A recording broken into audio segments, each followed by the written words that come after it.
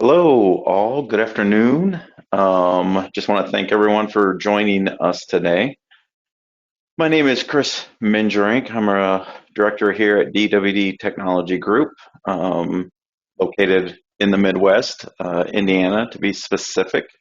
Um, Today, we're going to look at a solution that we are often using when it comes to companies that are looking for warehouse automation or production management automation.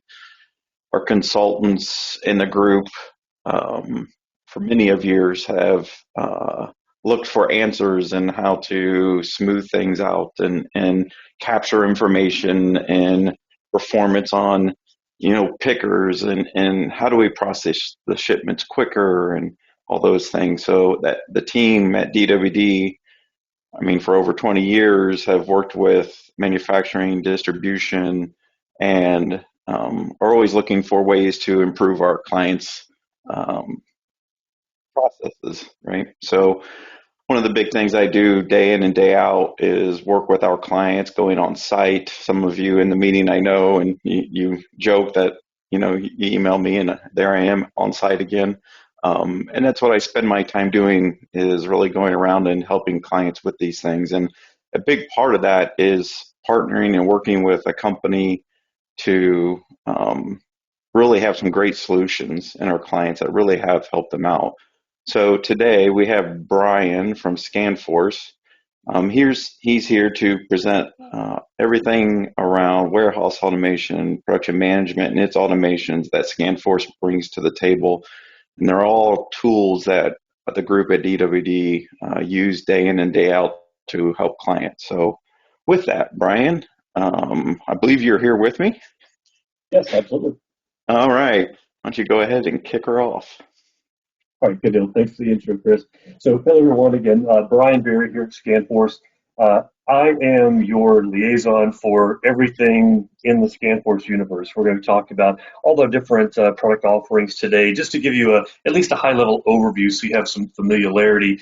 I don't expect any of you to make a decision off of what you see today, but what I would hope is that it sparks some interest, and you say, "Oh, I didn't know they could do that. Oh, well, that's interesting." Those are the kind of questions I'd like for you to bring back to Chris and whoever your consultant is at DWD. So they can coordinate with me. We can set up a private demonstration just for you and your team, show you all the things that we've got, let you ask all the questions, and figure out exactly which parts and pieces make the most sense to you. So let me go ahead and dive in.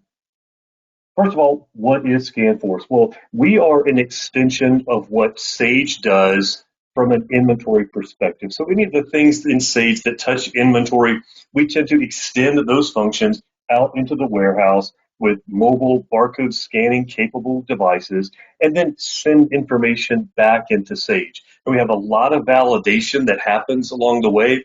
Our goal here is to prevent as many errors as possible, to make things as efficient as possible, and to get information into Sage as timely as possible. One of the things that I hear time and time again from Sage 100 users is we have so much paper.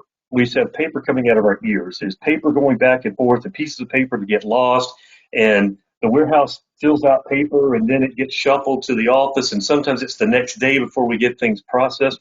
Well, we give you the ability, if you wish, to get rid of pretty much all of that paper. You can truly go paperless with our system if you want to. Some of our clients, or many of them, still use paper at different points in the process. But the point is, we make things a lot faster, a lot more efficient, and a lot more accurate. So hopefully, those are the kind of goals that you have by joining the session here today. So let me give you a quick overview of what we do. First of all, we've been around for quite a while in the software world. We grew up in uh, uh, the Sage 100 market. So we came out of Sage 100. We've always been Sage 100 focused. We have over 800 site installations, over 8,000 users. The takeaway there being you're not a guinea pig. Okay, I won't go so far as to say there you won't find anything wrong in the software, but there's 8,000 people banging away on it every day. And if there was something out there, there's a pretty good chance they've already found it before you got here. Okay, so the system is tried and tested.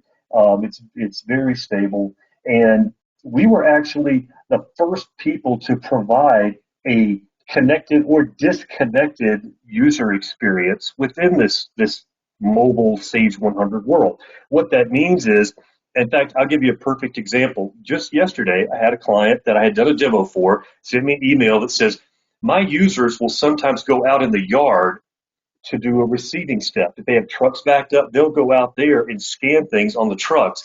Am I going to have to add special directional antennas to cover my yard, get Wi-Fi out there? And the answer is absolutely no. You don't need to go to that effort. This disconnected environment, it allows us to utilize Wi-Fi up front to access, say, a purchase order, but we download all that information on the handheld. That way, you could get in a truck and drive a mile away if you wanted to and do all the receiving functions. And then when we reacquire the Wi-Fi signal, we'll sync back up and send all the information to Sage. Another big benefit, maybe you don't have people that go outside, but within the warehouse, I have people all the time that say, hey, Brian, I've got this problem in my warehouse. We have these dead zones. We have these really tall racks that go all the way to the ceiling that are stocked with cardboard boxes, and the Wi-Fi signal just doesn't propagate properly in those areas. That's fine. They can do everything they need to do, and then at the end, we reacquire the signal and we sync back up. Okay? We are directly, seamlessly communicating with Sage. We have an import utility that monitors traffic, that sends information back and forth into Sage all day, every day. And for those of you that may be familiar with multi-bin, well, we actually wrote the Sage multi-bin software. It's called DSD/ScanForce multi-bin. It comes in a couple different flavors, and I'll get into that more later on. But that is Sage's answer to the problem of only having one location for every item code. We give you the ability to expand that. So some of you may be already using our multi-bin solution and now may be interested in the barcoding stuff. So let me go ahead and talk just very briefly about the technology behind it, just so you have some assurances of what you're looking at, and then we'll get into the meat and potatoes. So first of all, this system was designed from the ground up to work with Sage 100. It runs natively on Android devices, Apple devices, Windows, PCs, those sorts of things. It's very scalable. In fact, the backbone that our mobile application is built on was used to do the three things you see at the bottom there. Black Horse Carriers, a trucking company, they have over 1,000 devices in the field that are communicating all simultaneously. So the takeaway there, you're not going to max out the system. The system is built to handle a lot more than what you're going to throw at it. Okay, even the likes of FedEx uses it in their sorting facility. So it's a very powerful tool. It's also very fast. We actually did a test several years ago. We called it the Million Record Challenge. We loaded up 1 million records in Sage, and then from the handheld, we said, go find one of them. And it returned it in 0.03 seconds. Okay, and that wasn't just one isolated incident. This is something repeated over and over again. So the point here is it's extremely fast. You know, everybody hates if whether you're at your PC or on your phone, you're waiting for a certain piece of information, and all you get is that dial spinning in the middle of the screen, waiting, waiting, waiting. That's not going to happen with us. It's very fast. You're going to have virtually instantaneous feedback. So don't think that your warehouse users are going to be sitting around waiting on the handheld to come back with information. It's going to be fast. Here's the obligatory logo screen to prove that we play well in the sandbox with others. So we integrate with all of these and more. Up on the top left, you see Starship. Let me make one special note of that. For any of you that may be using Starship for your shipping, in the very near future, we're going to be announcing a joint venture with Starship whereby we have an integration between our two products. So if you're using Starship now, you know how effective it is and how efficient it is, where you're going to be able to do most of the Starship functions directly from our handheld devices while you're in the shipping application. This is going to be a huge benefit for anybody that's using Starship.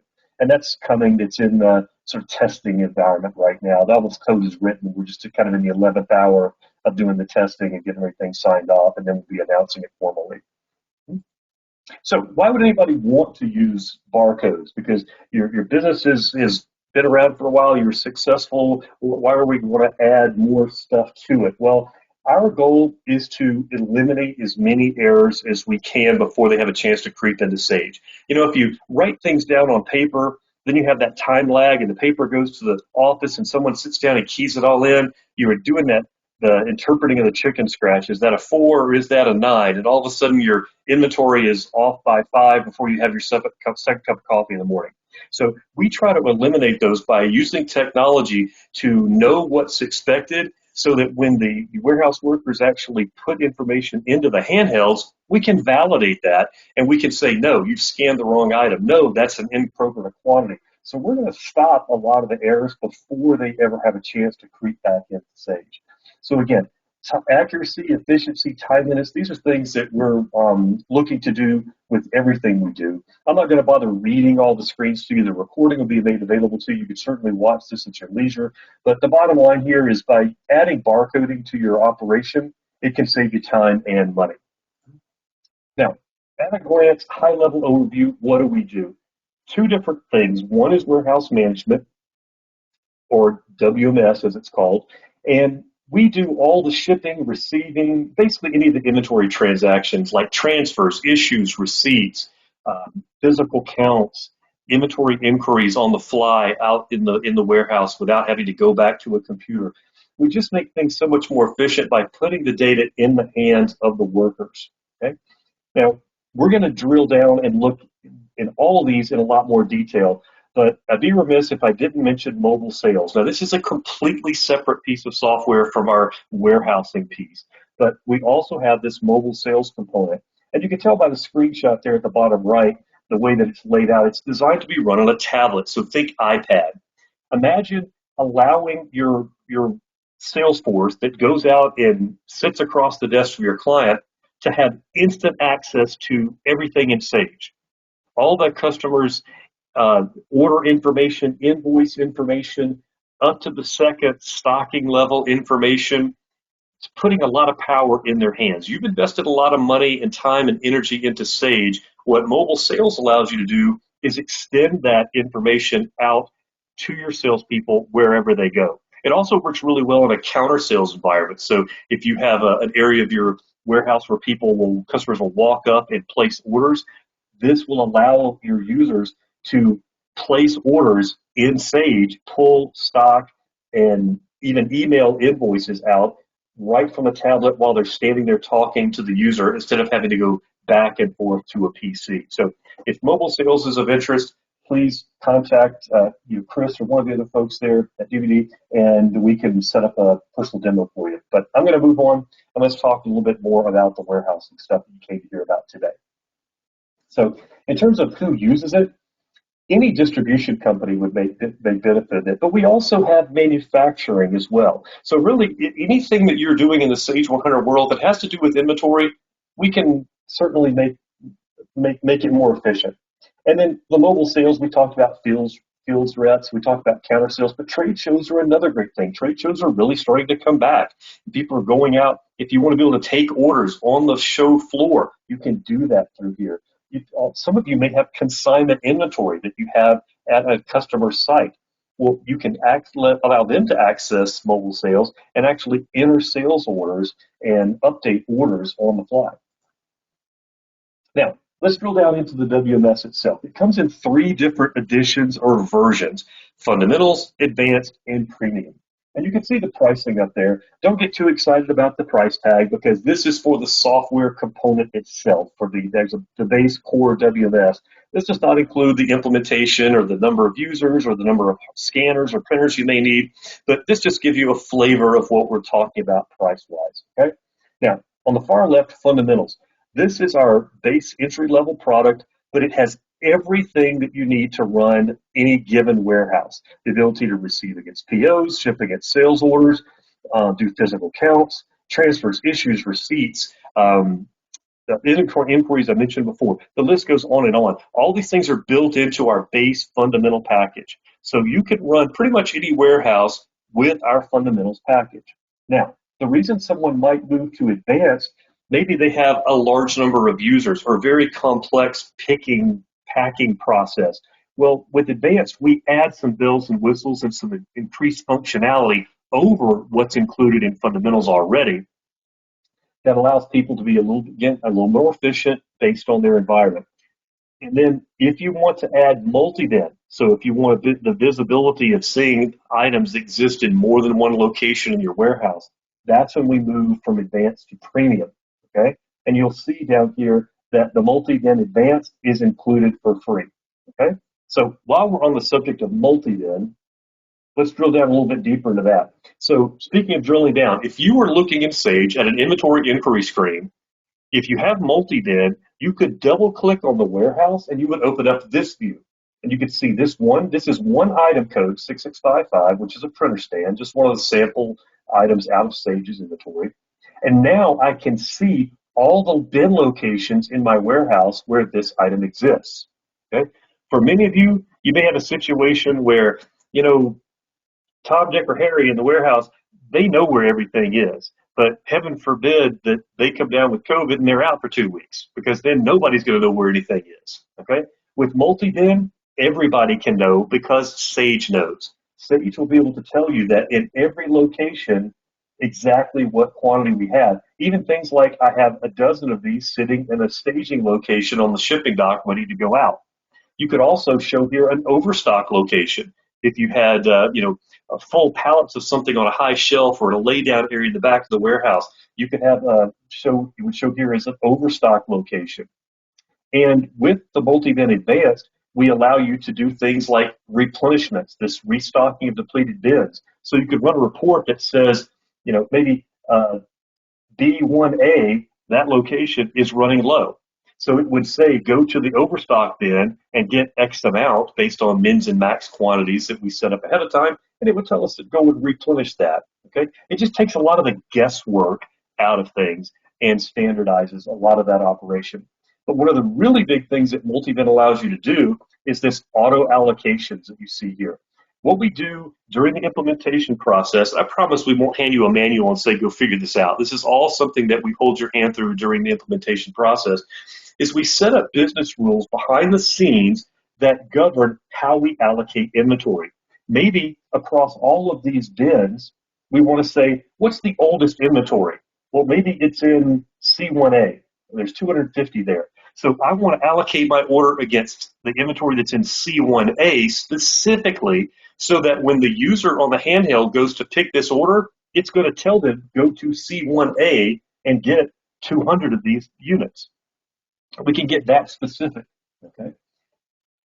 Pardon me. So that's auto allocation in a nutshell. I could talk on multi-bin for an hour, but I promise you I won't. I'll get off my soapbox and we'll move on and talk about some of the other modules. But if multi-bin's of interest, please reach out to your contact at DWD and they can get in touch with me, and then we can set up a one-on-one conversation. So let's talk about labeling for a moment. Since this is a barcoding system, it all kind of begins and ends with the label, the barcode. So if your vendors put barcodes on products, or maybe you're dealing with consumer products that have UPC codes, that's great. But for most of us, we don't. So we have to generate labels. And we can generate labels on demand at the time of receipt of goods, or at a production finalization or completion step.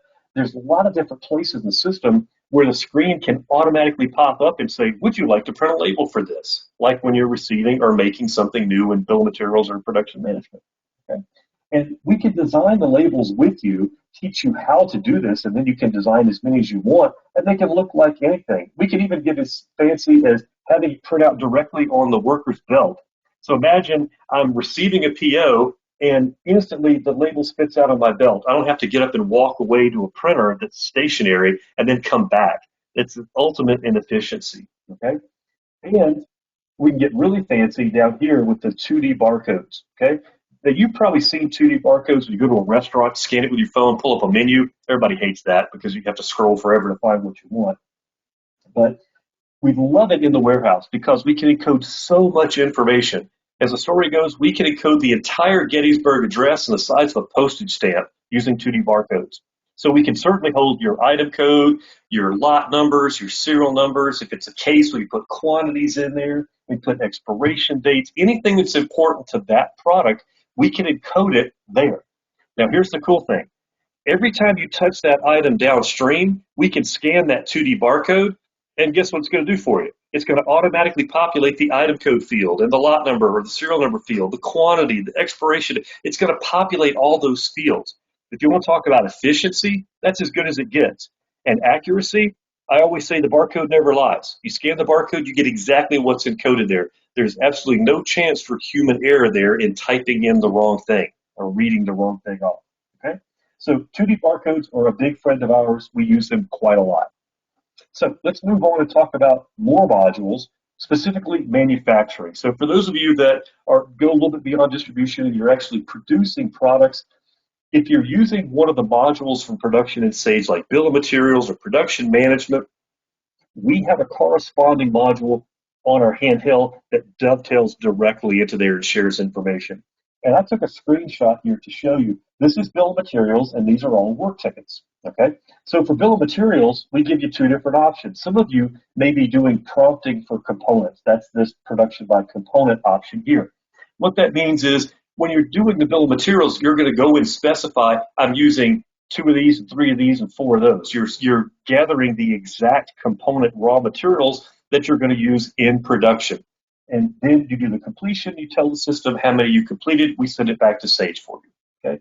Others of you know exactly how many of each raw material components that are going in. In other words, the recipe never changes. So you can do the backflush method. The backflush method is entered through this first entry, and that just basically says, here's my bill of materials number, here's how many I've produced, and the system will automatically backflush out the required raw materials to come out of inventory. Okay? Now, the same options exist in the production management world for those of you that are using PM, but we also have labor tracking. We give you a couple of different flavors of entering labor information, and on the next screen, let's talk a little bit more about that in detail. Okay? Now, make to order. This one's new. Okay, so this one is something that doesn't really have anything to do with barcoding or even the handhelds in the warehouse. This is a server-side application that we've written to coincide with production management in Sage 100. What make to order does is it automates the entry of the work ticket from the sales order. Now, I'm going to go through a very detailed example of this later, but in brief, what this means is when you're entering a sales order, if there's an item on there that you know is going to have to be generated through a production step in production management, we can automatically generate a work ticket for it without having to go in and do another step. Again, another big efficiency gain. Now let me break down production management for you sort of step by step. So this is that same screenshot we saw before. This is just our manufacturing menu that would show up on the handheld. So if I'm getting ready to do a production run, the first thing I need to do is clock in. So I told you we had 2 different labor entry methods. I'm going to detail the most commonly used, which is our time clock method. So if I go into time clock, I have this big green button, okay? It's hard to mess that up. You click the green button, you start the clock, okay?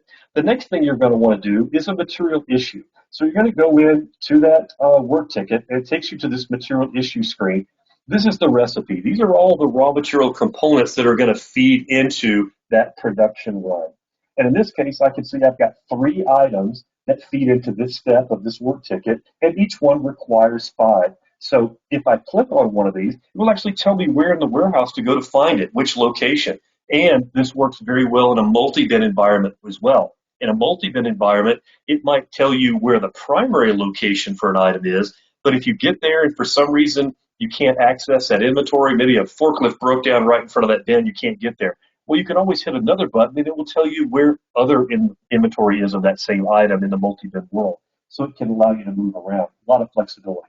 So once you've assigned all of your materials to that work ticket, the next step would be the completion, and that's this screen here. And you'll notice that we're only asking for one piece of data, okay? And that's common. It's a common theme throughout our system where we ask for one piece of information at the top of the screen. What's the work ticket number? What's the item code number? What's the purchase order number? What's the quantity? You'll see that over and over again. It's always up at the top in this light gray box right here. In this case, in this work ticket completion step, we're asking for the quantity. And I can see down below all the information that we've required thus far. I know the work ticket number, the warehouse I'm working in, the item I'm producing and its description, and the quantities. This quantity is actually showing me how many I've produced so far out of the 5 that are required. So I've remained 0 thus far out of 5. So I have 5 remaining. If I had already done 2, it would say 2 out of 5, remaining 3. Okay? And we do make allowances for scrap. This is something that can appear or we can take away if that's not something that you want to track at the completion level. And then once you've done the completion, you want to send that back to Sage. The last thing to do, go back into the time clock, and now instead of the big green button, there's a big red button that says clock out. Okay? So these are the basic steps of production management. If you're tracking labor, not everyone does, but if you want to track labor, it's clock in, issue materials, tell us how many you made, and then clock out. Now, where that labor information goes is our labor console. Okay? Within our management console, which has many things, one of the tabs is the labor console. And I've taken a screenshot here. This is basically the top half of that page. And as you look at this, you can see dates and times and work ticket numbers and step numbers and what we're making, the person who entered it in the warehouse, the transaction type. I've got start times, stop times, and total duration for that, the labor on that particular process. But the first thing that jumps off the page is some of these are highlighted. What that means from a management perspective, when you look at this screen, if it's highlighted, that means it's in production right now, this very instant, because there is no finish time or duration. Okay, so all these that are highlighted, these are work ticket jobs that are out there in production as we speak. Okay, and when I look down here, I can see 12 minutes, 5 minutes, hour and a half, 2 minutes, 7 minutes. One of these things is not like the other. So what this means to me is Javier is about to walk into my office with his hat in his hand and say, "Hey, boss, I forgot to clock out," because that happens, right? Maybe it never happened in your world, but it certainly happens in mine. So when Javier comes and tells me that, I have the ability here in this labor console to click into the time finish field and just make an alteration. I could go ahead and backdate it and say, it really only took him 8 minutes to complete that step, okay?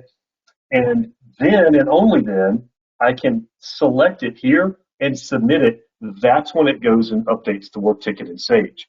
So labor functions actually go here first, and they're stored in this SQL table and allows me to massage the data however I need to. And then either one at a time or in mass, I can select them and submit them and have all the labor flow back into Sage.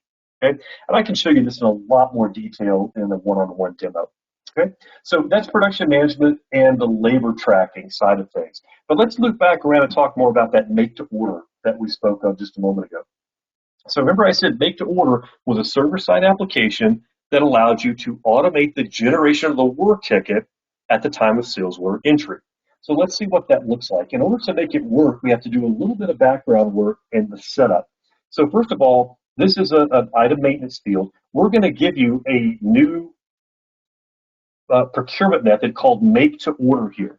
Okay, so you can code individual items as make to order if it's something that you always have to process to generate this item at the time that you're selling it. Okay, so you would highlight that. Next, in this options tab, we have all these work ticket integration options. We have 3 different options. Well, technically 4. You could disable it, but that just does nothing. But the 3 main ones that you're going to talk about here: manual, prompt, and automatic. If it's manual, we're going to give you a button on the sales order that you can click at any time and generate a work ticket whenever you want. Okay? The prompt would be at the end of the sales order entry process. When you go to accept it, it's going to pop up a message that says, "Hey, there's something here that's make to order. Do you want to generate the work ticket now, yes or no?" The third option is automatic, and this is where the magic really happens. It doesn't take any input from you or the salesperson. It's just going to automatically generate the work ticket a la magic, okay? And over here, we have this checkbox to automatically open the work ticket after creation. So for some of you, the person that enters the sales order is also the person that does the scheduling of the production. For others, it's 2 different people. So you may choose to have the work ticket pop up on the back end of the sales order or not, just depending on your normal workflow. Okay? So this is what it's going to look like. If I go into a sales order entry, first of all, I have a button up here, and you'll see the hover text says create work ticket. So that's one option that I could do. I'm in the middle of entering this order for 50 of these desktop computers. I can hit the button and generate our work ticket manually. Or this is what the prompt would look like. Do you want to create a work ticket for this item, yes or no? Okay. Then again, we also have the automatic version, okay? Excuse me. So one way or the other, whether it's one of those 3 options, the work ticket is generated and it can pop up for us. Now, you'll notice here the sales order number automatically populates through. Now, when I was doing this example and cutting these screenshots, I hadn't actually saved the sales order yet. So my customer number hasn't pulled forward. But as soon as I save the sales order, all that syncs up and the sales order number and the customer number will all populate and it will be visible on either screen. The work ticket flows back to the sales order and vice versa. So the two are linked together. And now I've got the work ticket open. I can do anything that you normally do with work tickets. I can go look at my steps. I can go look at my materials, whatever I need to do. Okay. So that's make to order. Now, make to order can be completely standalone. So if you're not doing any barcoding in the warehouse, you could still have make to order because it's a standalone server-side product. All right. So if you're running production management, this is pretty low-hanging fruit. This is a great way to spend a little bit of money on technology and have a big impact on every single sales order and work ticket that you have to do downstream. Okay. All right. Let's move out of manufacturing and talk about some of the other enhancements that we have. We actually have over 40 of them. We talked about things like bill of materials and production management, but some of the other things that aren't manufacturing related, things like wave receiving. You may enter purchase orders against a vendor, and you may have the same item on multiple different POs. Well, a truck may show up, and you may get all those POs at one time. Well, now I have the same item on 7 different sales orders. I don't want to have to process it 7 unique times and go and put them into stock 7 unique times. What wave receiving allows me to do is collectively receive the group of that item and put it away in one step and update all 7 POs instantaneously. Okay. If you're using the RMA module in Sage, we have a corresponding RMA module that allows you to receive there. Container receipt management is one that you may never heard of. That's something that's fairly new in our line. It was released last year. And what CRM or container receipt management does for you is if you're receiving something, let's say you're getting a shipment that's coming from China, okay? Well, it's probably FOB shipping point, so as soon as it leaves the factory, you own it. So you're going to get an advanced shipping notice. So you can take that ASN and you can go ahead and pre-receive those items into your inventory into what we'll call an in-transit or an on-the-water type warehouse. Okay, so not in your 000 warehouse, but may in warehouse 90.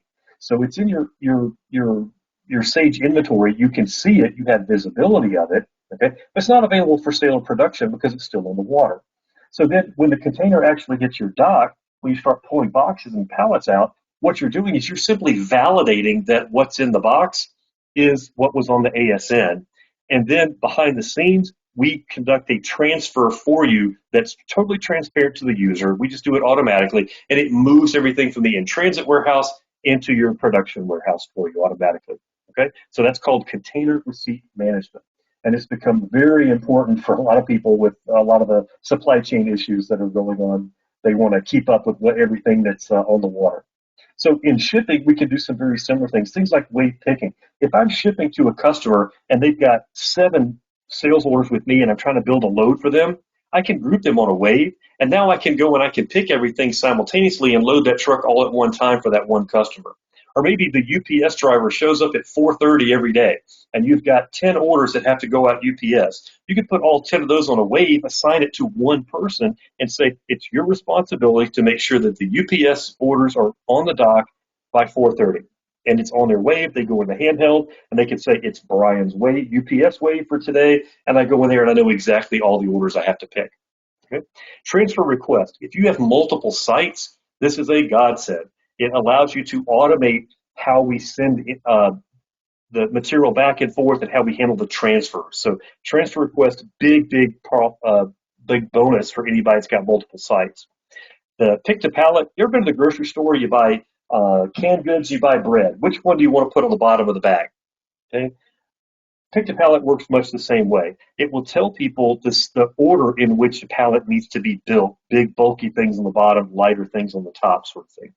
License plating. If you're dealing with pallets and you build pallets and they get shrink wrapped and they get moved around your facility, shipped out in mass as a unit, license plating is for you. It can help you automate your world and not have to touch everything on the pallet a second, third, fourth time. We could just scan a pallet ID, remember those 2D barcodes we talked about earlier, and then we can do whatever we need to do to everything that's sitting on that pallet all at one time. Okay? Now, I said we have over 40 enhancements that are out there. Part of my job is to help you understand if any of those make sense in your environment. So in our initial phone call, I can ask some Q&A, and we can drill down and find out if any of those might benefit you. Probably half our clients, once they pick the version of the WMS, remember Fundamentals Advanced or Premium, that's all they need. It meets all their needs. But the other half, they say, I want to tweak a process, or I want to add a manufacturing module, or I want to add that wave picking. That would really help me gain some efficiencies. So we have over 40 of those that we can help deploy. But try as we may, sometimes individual clients have needs that go beyond our 40 plus enhancements, in which case we always have the ability to write custom code. Now, we don't go looking for custom code. It's not something I'm trying to upsell you by programming a bunch of unique stuff. It's actually fairly rare that we do custom programming outside of 2D barcodes. Now, with the 2D barcodes, we have to know what's going to be in your barcode because everybody's could be a little different. So we may have to tell the handheld the first item is the item code, the next is the lot number, the next is the quantity, that sort of thing. That's very simple.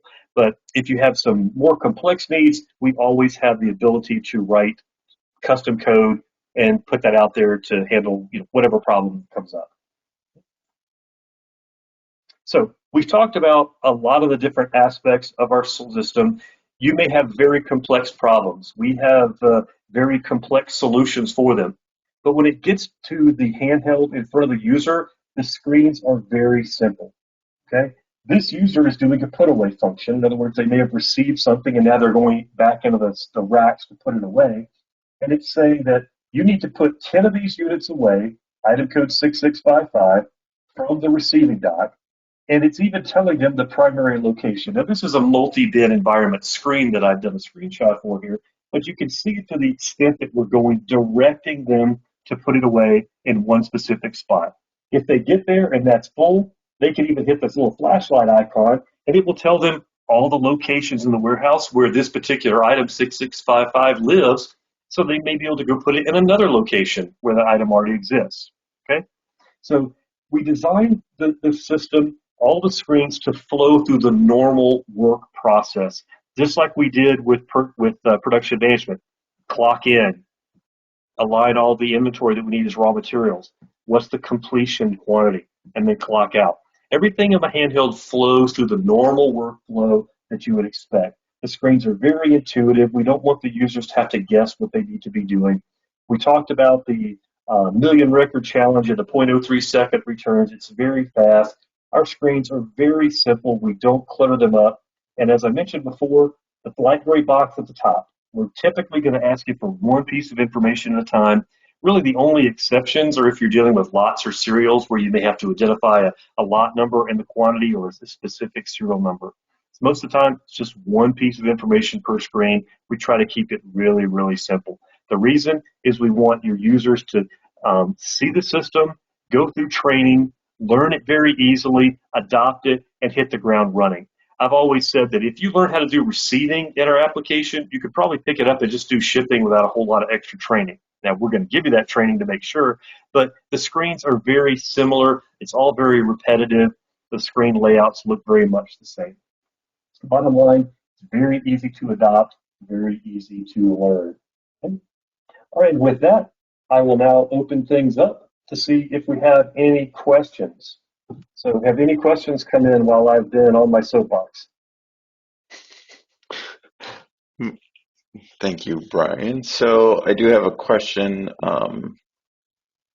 Can they use their existing scanners, or they have to buy ones that are specific to ScanForce? Excuse me. So no, we don't have specific scanners that we require. If you come to us and want scanners, we deal exclusively with Zebra. They are the biggest and the baddest out there in the barcode scanning and printing world, so we always sell Zebra equipment. But if you have existing equipment, just shoot us an email with what you've got, the model number, and we'll verify whether or not it'll work. Chances are it will, but we better safe than sorry. Just let us know and we'll check that out. Okay. If you have any questions, go ahead and put them in the questions area of the GoToWebinar. We'll make sure we get them answered. We have another one. do transactions from the handhelds go into batches, or how does that work? Okay, sure. So what happens from the handheld when you hit the button to synchronize or to end a transaction, send that information back to Sage after you've done a receiving step or a picking step or whatever, it's going to go into a batch and appear right where you would expect it to, just like you key things in today, okay? The difference is we're just automating the data entry. It's flowing automatically from the handheld and pre-populating that field. So once it's in a batch, your normal processes to process batches will take over. And whether you do that on a transaction by transaction basis or at certain times during the day or at the end of the day, you can continue to do that, okay? But what you won't have to do is a whole lot of data entry. Now, there is one wrinkle here, so bear with me, Chris. Let me expand on that just one sec. So we have a bell and whistle, okay, that's in our software. It's called auto post. And what auto post does is it allows you to bypass the Sage batch processes.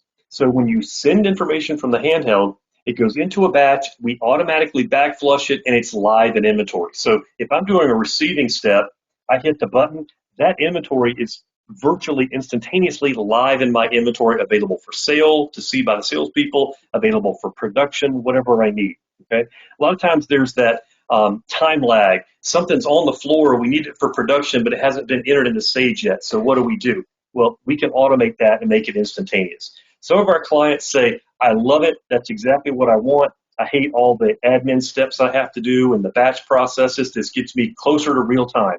Other people say, nope, I'm old school. I like two sets of eyes on things. So with AutoPost, we actually give you a checklist of all the applications or all the different functions in the WMS, and you can pick and choose which ones you want to AutoPost and which you don't. Okay? All right, next question, please. Okay. Can multi-bin utilize first in, first out?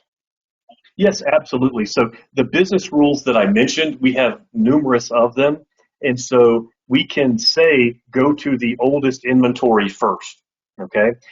There's a lot of rules that are in there, things like FIFO. There's, maybe what you want to do in the picking process is you want to go to the location that will allow you to get everything you need in one place. Okay. If you've got 101 bin and 50 in another, if I need 75, if I go to the 50 bin, I can get all of those, but then I have to go to a second bin and do another pick. Some people want it to be really fast. So take me to the bin where I can get everything I need in one pick.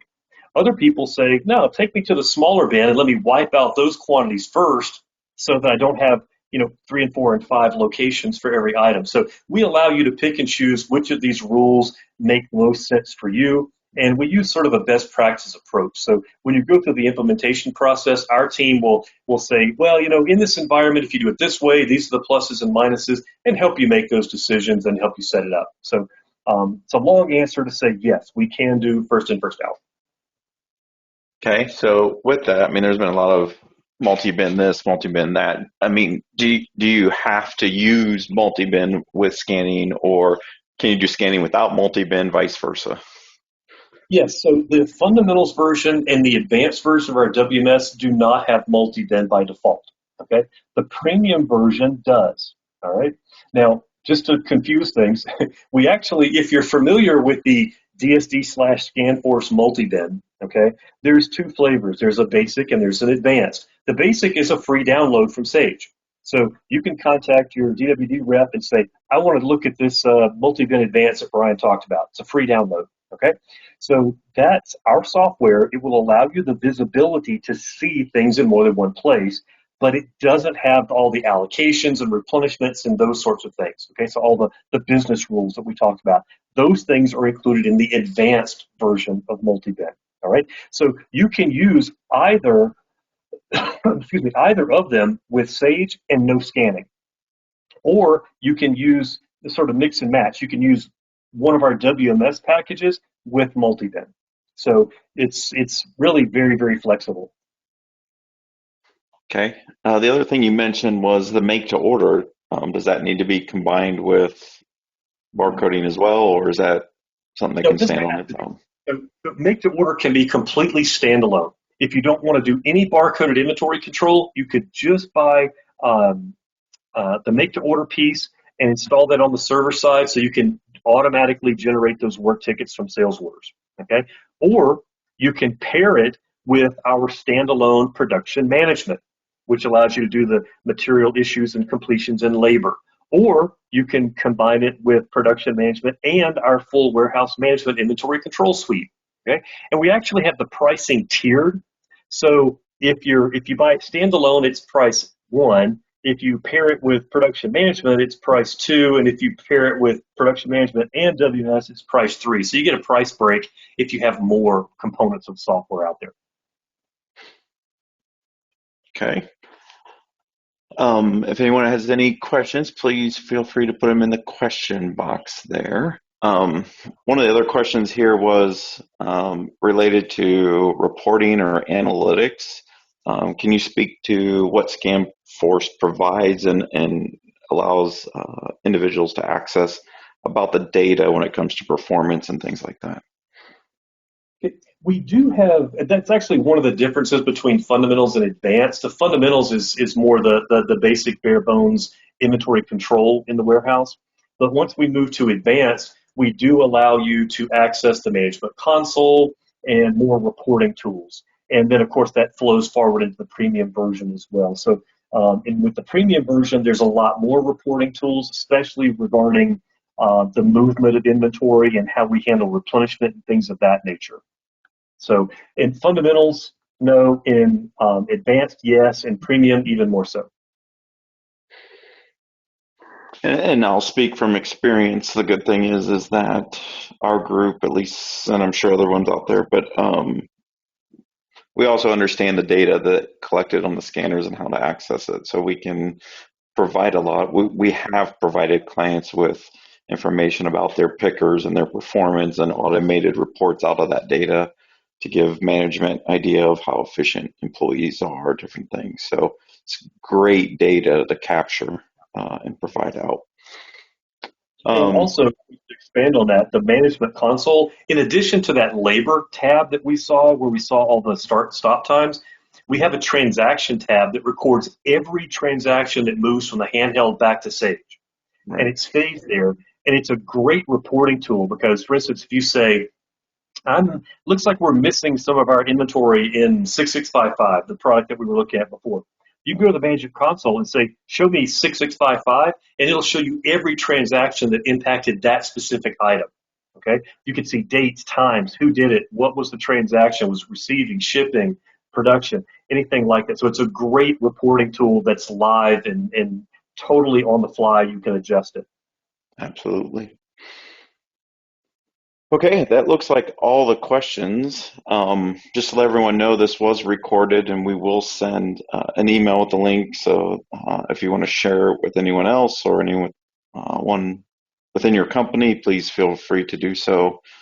Reach out to myself or whoever you work with at DWD to learn more about it, or if you just want to talk about what we've experienced with our clients and using products like these.